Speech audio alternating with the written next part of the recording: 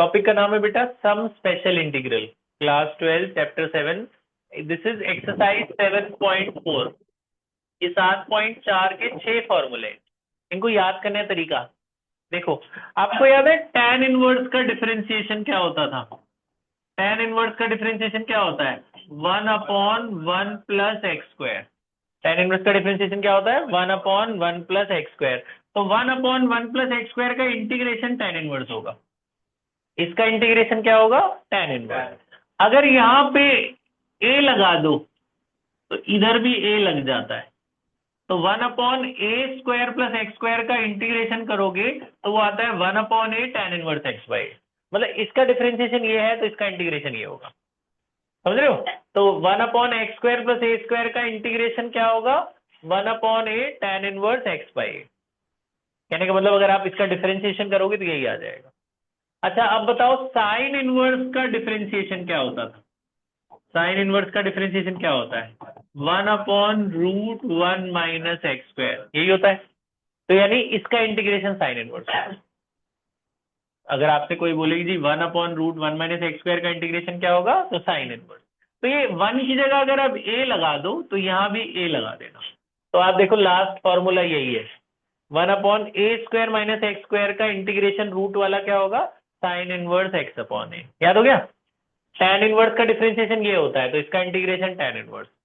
तो x² plus इसमें देखो 6 फॉर्मूले हैं बेटा।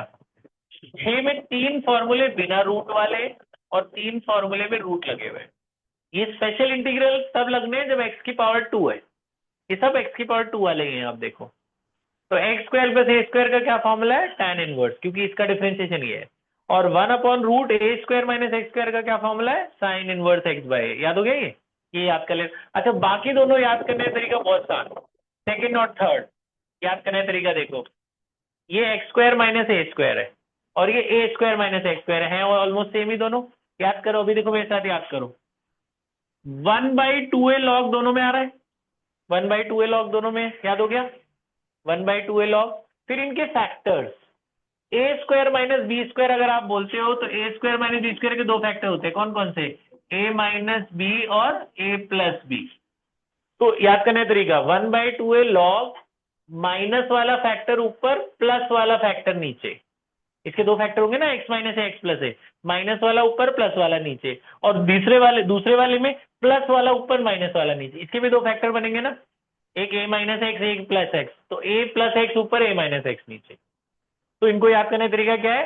1/2a log factors minus plus, और इसमें 1/2a log plus minus, 1/2a log minus plus, 1/2a log plus minus. याद हो गया फैक्टर्स। ये चौथा और पांचवा और आसान।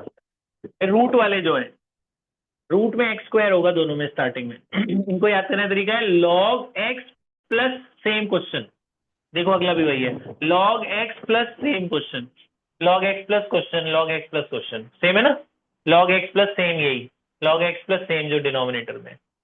ठीक है, तो याद करने का तरीका, इनको याद करना बहुत जरूरी है, क्योंकि फॉर्मूले याद नहीं होंगे तो आपसे होंगे नहीं। तो अब जरा जल्दी से देखते हैं आपको कितने याद हुए। पहला वाला क्या था? 1/a tan इनवर्स x/a, क्योंकि ये tan इनवर्स का डिफरेंशिएशन। आखिरी वाला क्या था? Sine inverse x by. इसमें फर्क ये है कि इसमें 1/a नहीं आता, उसमें आता है। ये tan इनवर्स का फॉर्मूला है और ये साइन इनवर्स का। याद हो गए? इन दोनों का क्या था? 1/2a log फैक्टर्स थे ना, इसमें क्या आते थे? माइनस का फैक्टर, प्लस का फैक्टर। इसमें 1/2a log plus minus, plus वाला ऊपर, माइनस वाला नीचे। याद हो गए? इसमें क्या था? log x plus same question, log x plus question. और इसका भी क्या है? log x plus question, same. याद हो गए? ठीक है, सब में plus C plus C plus C तो है ही।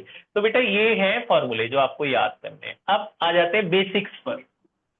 बेसिक्स देखो, बेसिक क्वेश्चन देखो। ये जो एक्सरसाइज 7.4 है, इसको मैंने 3 पार्ट में डिवाइड किया है। एक है बेसिक और 2 टाइप। पहले बेसिक समझते हैं। अब जैसे ये आ गया जी x² प्लस 25। 25 किसका स्क्वायर होता है? 5 का। ऐसे करने से तुम्हें लाइट कम लगेगी। 25 किसका स्क्वायर होता है? 5 का। तो 25 को आप 5 का स्क्वायर कर दो। 25 को 5 का स्क्वायर कर दिया आपने, ये फॉर्मूला बन गया ना, ये एक्स स्क्वायर प्लस ए स्क्वायर बन गया। कौन सा फॉर्मूला, पहला ही बना। तो ए की वैल्यू कितनी है, 5, तो यहाँ डाल दो, क्या होगा बोलो, 1/5 tan इनवर्स x/5 प्लस सी, खत्म। ये basic number one, basic number one समझ में आ गया। तो एक्स स्क्वायर प्लस 25 था, 25 को 5 का स्क्वायर कर दिया, ये पहला ही फॉर्मूला बन गया, वो लगा दिया। ए की वैल्यू कितनी डाल दी, 5, यहाँ दोनों जगह 5 5 डाल दो, तो 1/5 tan इनवर्स x/5, खत्म। पहला समझ में आ गया। दूसरी बात ध्यान से सुनना, अगर मान लो ये 4x स्क्वायर प्लस 25 होता, तो दूसरी इंपॉर्टेंट बात ये, बच्चा क्या करता है, इसको 2x का स्क्वायर कर देता है। मत करना, आपके ये फॉर्मूले तभी लगने हैं जब एक्स स्क्वायर के साथ कुछ ना लगाओ। एक्स स्क्वायर का कोफिशिएंट 1 होना चाहिए बेटा। एक्स स्क्वायर के साथ कुछ लगाओ, उसे हटाओ, फॉर्मूला मत लगाओ। आप ये 4 कॉमन ले लो, 4 इसमें से कॉमन ले लो। जैसे मैंने 4 कॉमन लिया, इसमें तो 4 था, इसमें तो 4 था ही नहीं, तो उसमें डिवाइड कर देना। एक्स स्क्वायर कोफिशिएंट हमेशा 1 बनाना, तभी फॉर्मूला लगाना। अब ये 25/4 को क्या लिख सकते हो, 5/2 का स्क्वायर। अब बन गया ना पहला फॉर्मूला, वो जो 4 है वो बाहर लगा रहेगा, पहला फॉर्मूला लगा दो। क्या फॉर्मूला है, 1/a tan इनवर्स x/a। ए की वैल्यू कितनी है, 5/2, तो ए की जगह 5/2, तो 1/a यानी 1/5/2, बोलो tan इनवर्स x/5/2 प्लस सी। ये काट सकते हो ना, 2 से ये काट दिया, 2 ये हो जाएगा 10, 2 × 5 10, tan इनवर्स ये 2 पर चला जाएगा, 2x/5, ये आंसर आ गया। समझ में। इस क्वेश्चन करने के दो तरीके, एक तरीका ये है, ये तरीका समझ में आ गया। क्या किया हमने, 4 बाहर ले लिया, क्योंकि एक्स स्क्वायर के साथ कुछ नहीं होना चाहिए, और फिर हमने ये 25 में 4 से डिवाइड हो गया, ये एक्स स्क्वायर प्लस ए स्क्वायर बन गया। एक ये तरीका है, एक और तरीका है, एक दूसरा तरीका सेम क्वेश्चन करने का, जैसे था 4x स्क्वायर प्लस 25।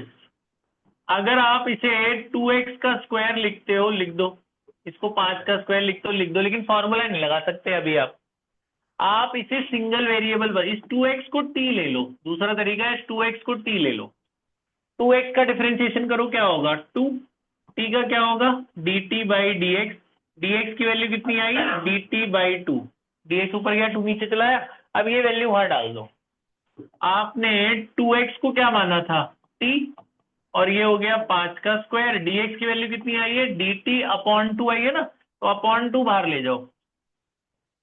अब देखो इसका कोफिशिएंट 1 बन गया ना, अब ये वेरिएबल माना जाएगा। अब लगा सकते हो एक्स स्क्वायर प्लस ए स्क्वायर, पहले ही लगा सकते हो तो वहां 2 लगा हुआ था। तो इस 2x को पूरे को मैंने t ले लिया, तो ये पूरा t बन गया, तो ये t स्क्वायर यानी एक्स स्क्वायर प्लस ए स्क्वायर बन गया। अब ये फॉर्मूला क्या, formula 1/a tan inverse x/a।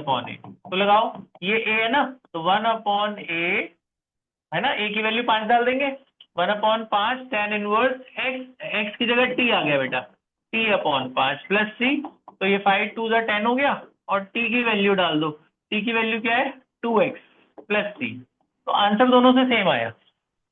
अब आपकी मर्जी, आप ऐसे करना चाहो ऐसे करना चाहो, आपकी मर्जी है। पहला तरीका क्या बताया कि एक्स स्क्वायर के साथ कुछ हो तो उसे हटा लो, फिर फॉर्मूला बना लो। दूसरा तरीका बताया, अगर नहीं हटाते हो आप इसे स्क्वायर बना दो, तो इसे t ले लो 2x को, ताकि वो सिंगल वेरिएबल बन जाए, फिर उसमें एक्स स्क्वायर प्लस ए स्क्वायर लगा दो। आपकी मर्जी है, जो मर्जी जो लगाओ। ये बात समझ में आ गई, ठीक है। दो बातें हो गई, ये दो बेसिक्स हैं, दो बेसिक समझ में आ गए।